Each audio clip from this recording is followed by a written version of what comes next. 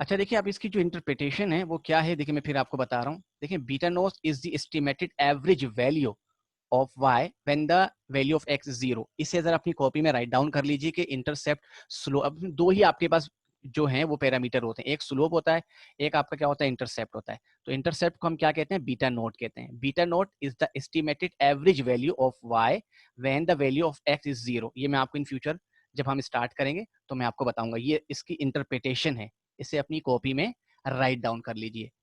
और उसके बाद जो दूसरी चीज है वो क्या है, beta 1 is the estimated change in the average value of y is the result of 1 unit change in x।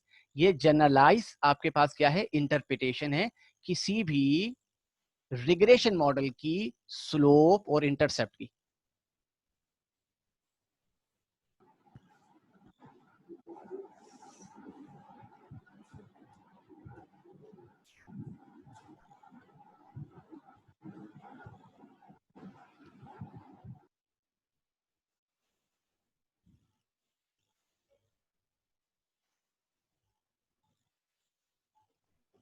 Sir ये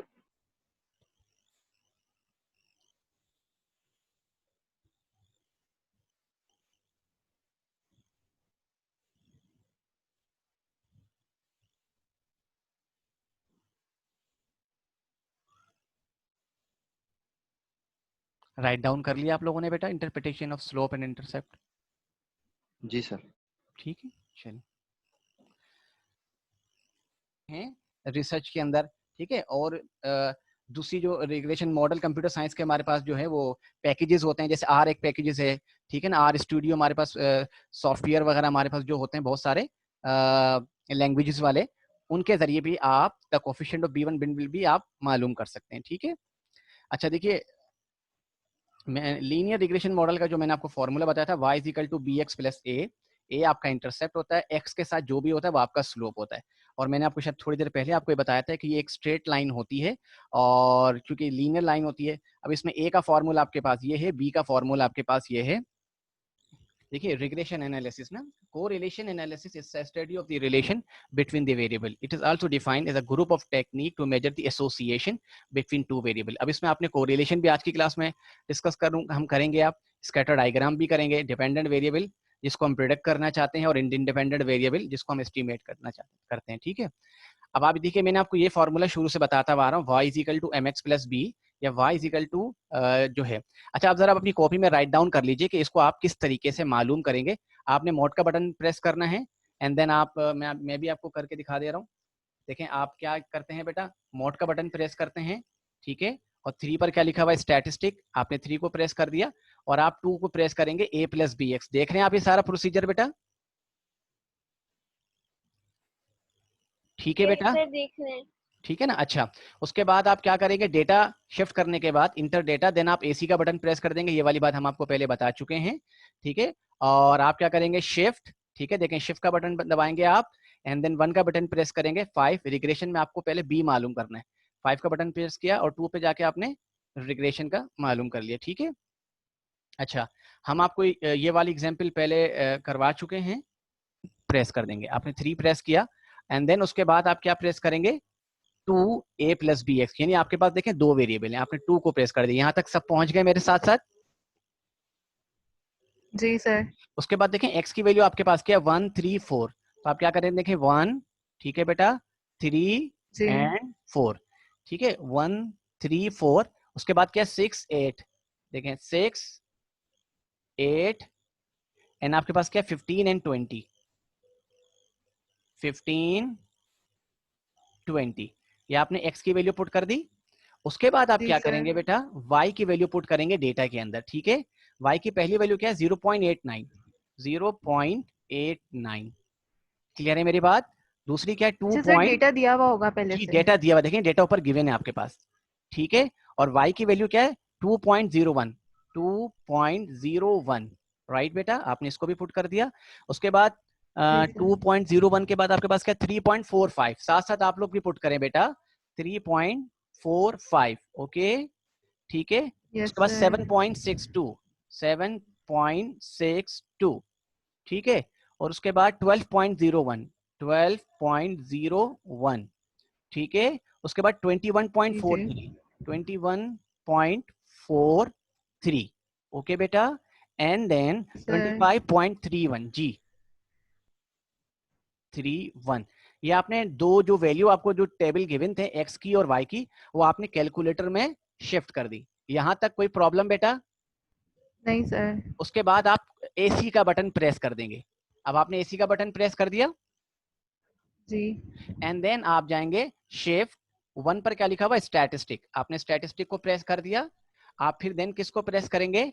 5 को, आपने 5 को प्रेस किया। अब आपको चूंकि हम ये बात पहले बता चुके हैं, क्योंकि हम सैंपल के ऊपर काम कर रहे हैं, तो सैंपल का जो फॉर्मूला है y is equal to a plus b x, यही वाला फॉर्मूला हमने आपको बताया। तो सबसे पहले जी आपको किसकी वैल्यू मालूम करनी है? a की। और देखिए a का मैनुअल फॉर्मूला आपके सामने लिखा हुआ है, ठीक है। तो अब आप जी क्या सर। करेंगे? ए किस पर है? 1 पर, तो आपने 1 का बटन प्रेस कर दिया। तो देखें आपके पास क्या आंसर आ रहा है? 0.90। कैन यू सी बेटा? यस सर, बस ठीक सही है, है सर। थैंक ठीक यू है, सो मच। ओके बेटा। एंड देन आप नेक्स्ट क्या करेंगे? 1 का बटन प्रेस करेंगे, देन 5 पर जाएंगे। अब आपने क्या मालूम करना है? बी। तो बी किस पर मौजूद है? 2 पर।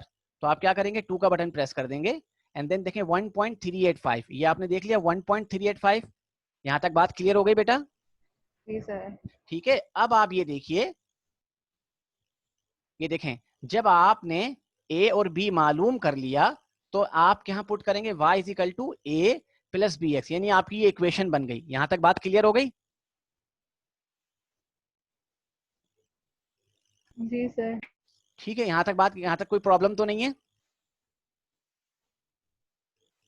नो सर, यहाँ तक क्लियर है। अच्छा, अब आप एक काम करिए, ये जो सी पार्ट आपको नजर आ रहा है, can you read and define me what is the meaning?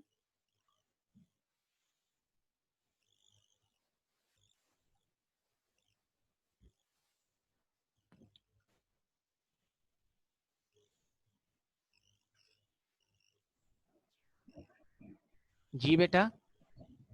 Sir height Y होगी और नहीं, देखिए 25 एक्स आपने होगी। मॉडल तो बना लिया, अब ये बोल रहा है प्रिडिक्ट दी हाइट। हाइट हमारा क्या है बेटा? y। यानी अगर आप ये देखें, आपके फंक्शन में क्या है? y, ठीक है। और प्रिडिक्ट क्या करनी है आपने? हाइट। यानी व्हेन, ठीक है, व्हेन 25 ईयर ओल्ड, यानी जो आपकी ईयर है वो क्या है? आपके x हैं। तो अब आप क्या करेंगे? इस मॉडल के अंदर जहां पर x है, वहां 25 पुट कर देंगे आप। देखें ये प्रिडिक्टेड का आपको ये नजर आ रहा है?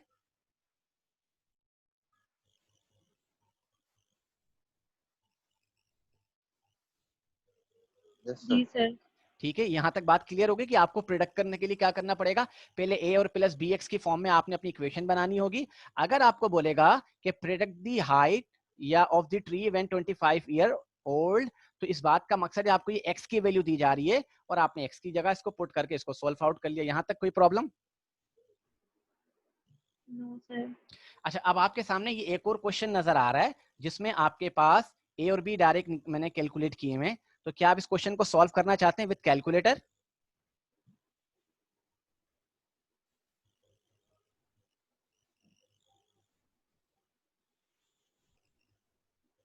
जी बेटा। जी सर, कर लेते हैं, जी प्रैक्टिस कर हो लें, जाएगी। ताकि फिर मैं आपको ना प्रैक्टिकल की तरफ लेकर चलूं।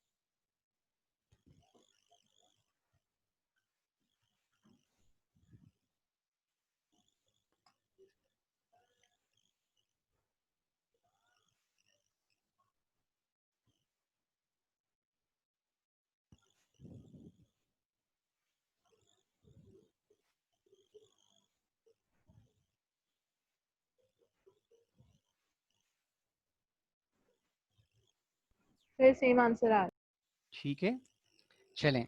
अब ये वाला क्वेश्चन आप जरा पढ़िए। इस टाइप के क्वेश्चन एग्जाम में आपके पास अवेलेबल होंगे बेटा। ये क्वेश्चन जरा देखिए आप लोग। सर जी बेटा।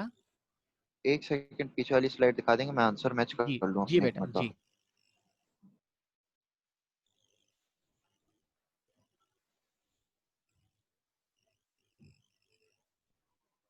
जी सर, कर लिए, बहुत शुक्रिया। जी थैंक यू बेटा। अब ये वाला ये क्वेश्चन जरा देखिए आप, इसको जरा एनालाइज करिए।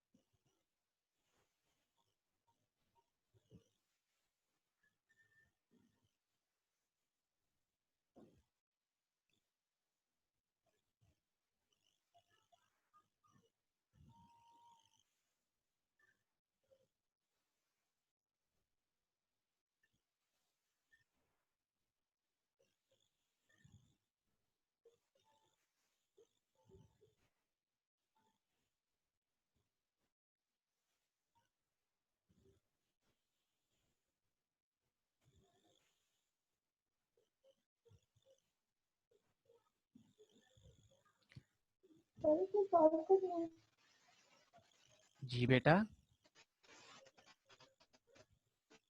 अब चूंकि इस टाइप के जो क्वेश्चन है, उन्हें बेहतर तरीका ये होता है कि उन्हें सॉफ्टवेयर से सॉल्व किया जाए। देखा ना यहाँ पे लिखा है, health care business researcher decided to develop a regression model in attempt to predict the number of full time employ. ठीक है ना। अब उसको सबसे पहले हमने जैसे आपको बताया था कि देखें ये इन्होंने नंबर ऑफ आपके क्या है बैट्स है और फुल टाइम एम्प्लॉय हैं। ये देखें आपने उस लाइन को ड्रॉ किया। The following Minitab graph is scatter plot. Scatter plot manually भी बनाया जाता है और ग्राफ के सॉफ्टवेयर के जरिए भी। ठीक है। Not the linear appearance of the data. अब आप देखें इस डेटा में मेजॉरिटी जो आपकी वैल्यू है वो क्या है, काफी क्लोज है। ये जो ग्राफ आपको नजर आ रही है कुछ कदरे बेहतर है, जो मैंने आपको उस टाइम दिखाया था जब मैं थ्योरी समझा रहा था ना। तो देखें इसमें एक या दो वैल्यू हैं जो कि थोड़ी सी दूर है, जैसे ये वाली भी वैल्यू, ये वाली वैल्यू है। तो सबसे पहले हम क्या करते हैं, पहला स्टेप क्या होता है, स्कैटर प्लॉट को ड्रॉ करते हैं और देखते हैं कि डेटा का इक्वेशन के साथ या डेटा का क्या बिहेवियर है। ठीक है। उसके बाद फिर हम क्या करते हैं, डिटरमाइन दी वैल्यूज, यानी उनकी जो वैल्यू है या उसके जो पैरामीटर हैं उसे हम क्या करते हैं, मालूम करते हैं। तो अब आप ये देखिए, जो नंबर ऑफ बेड्स आपके पास x हैं और फुल टाइम एम्प्लॉय आपके पास क्या है, y हैं। अब चूंकि इस काम को आपने क्या करना है, कैलकुलेटर से करना है।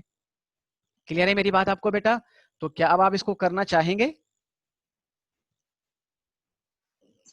सॉल्व किया है और देखें आपके पास ये आपके पास बीटा 1 है, या आपके पास बीटा नोट है। बीटा नोट बेसिकली आपका क्या होता है, स्लोप होता है। देखें अब इस इक्वेशन के अंदर देखें, use this the researcher solve for the sample, slope आपका b1 है और बीटा नोट आपका क्या है, y इंटरसेप्ट है। तो बीटा नोट आपके पास कितना आ रहा है, 30.88 और b1 आपके पास कितना आ रहा है, 2.232x।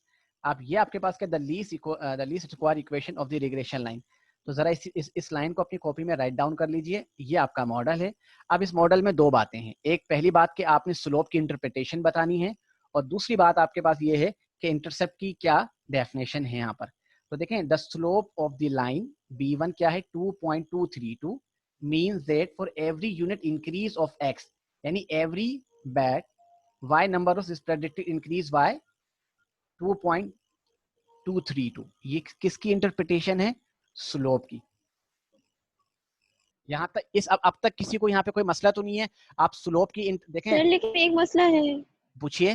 मसला ये कि हमें तो ये कैलकुलेटर से करना आता है ना, हमें रियल में थोड़ी करना आता है। मतलब मैं समझा नहीं, क्योंकि आपको तो कैलकुलेटर से ही सॉल्व करना है ना बेटा। आपको कैलकुलेटर से क्यों लेकिन अगर सर 4th सेमेस्टर में देता हूँ। आपने शिफ्ट का बटन दबाया, 1 पर गए, क्या लिखा हुआ है, सम। 3 पे क्लिक कर दें, क्या लिखा हुआ है, समीशन एक्स वाई। 5 को क्लिक करें आप, क्या आंसर आ रहा है, 990। ये आ रहा है। ये कह रहे हैं कि जो हमारे पूरे एक्स वाई उनको सम करके जो सम आ रहा है उसका ये आंसर लिखना है, जी जो हाँ। जैसे आता है। ये जो ये ठीक है, जिसका समझ फॉर्मूला गई। है बी का, अगर आप लोगों ने मैनुअली करना है तो देखिए फॉर्मूला आपके सामने है। अब आपने नहीं एक्स और सर, वाई, हमने मैन्युअली नहीं करना, हमने बस समझना है कि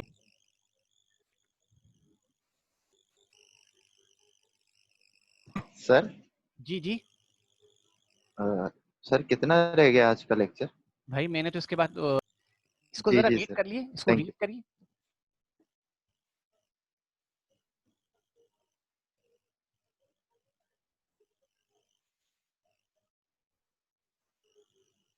इस टाइप की जो रियल प्रॉब्लम होती हैं, वो एक बिजनेस रिसर्चर जो है वो सॉल्व करता है भैया। बिजनेस जो एनालिटिक्स करने वाले जो लोग होते हैं, तो ये चीजें उसने पूरी देखनी होती है कि अगर कोई चीज है, उसके क्या प्रॉब्लम है, क्या फैक्टर है, क्या वेरिएबल है, क्या पैरामीटर है।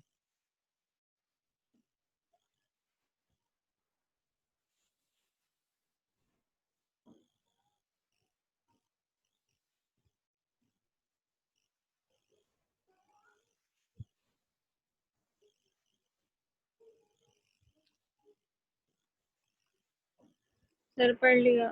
ठीक है, देखिए ये आपके पास डेटा है, नंबर ऑफ पैसेंजर, और ये कॉस्ट है आपके पास। ठीक है, ये उनके ग्राफ बने हैं। ठीक है, अब जरा देखिए आप, ये आपके पास एक्स की वैल्यू है, ये आपके पास वाई की वैल्यू है। जी सर। ठीक है ना, बात क्लियर हो गई मेरी बात। अब आपने चूंकि ये इक्वेशन कैलकुलेट कर ली कैलकुलेटर से, अच्छा तो अब आप क्या करेंगे, देखें फिर यहाँ पे स्लोप क्या है, स्लोप आपके पास क्या है 0.0407। अब देखें स्लोप की इंटरप्रिटेशन क्या दी गई है, the slope of the regression line is 0.047 because x value were recorded for the case every unit increase in x. क्या लिखा हुआ है, every unit increase in x. ठीक है, every person added to the flight of the airplane there is a 40.70 increase in the cost of the flight। यानी अगर आप एक पर्सन को बढ़ाते हैं या एक बंदा आपका एक्स में इजाफा होता है, तो जो कॉस्ट है जिसको आपने वाई कंसीडर किया है, उसकी कॉस्ट में कितना इजाफा हो जाएगा, 40.70 डॉलर। उसके बाद ये देखिए, the y intercept is the point where the line cross y axis where x is 0। यानी x की वैल्यू क्या हो 0, जो हम पहले भी आपको बता चुके हैं। Some time in regression analysis the y intercept is meaningless. यानी इस बात का मकसद है कि इस पे इसकी कोई मीनिंग नहीं होती, लेकिन बाज़ औक़ात इसको ड्रॉ करने के लिए जो रिसर्चर है वो इस्तेमाल करते हैं।